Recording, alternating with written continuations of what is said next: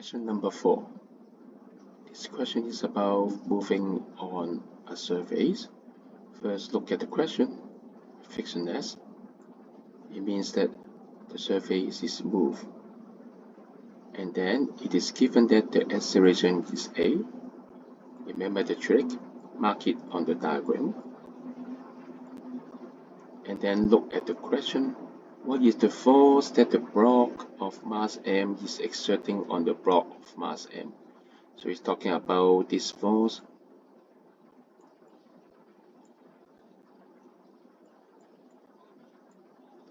You know that by Newton's third law, this force N is exactly the same as the force acting on the capital letter M mass by the lower letter m.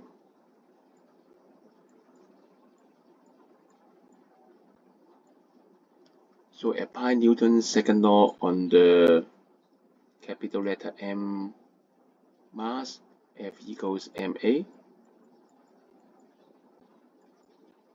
So N equals ma. So we got the force N equals ma.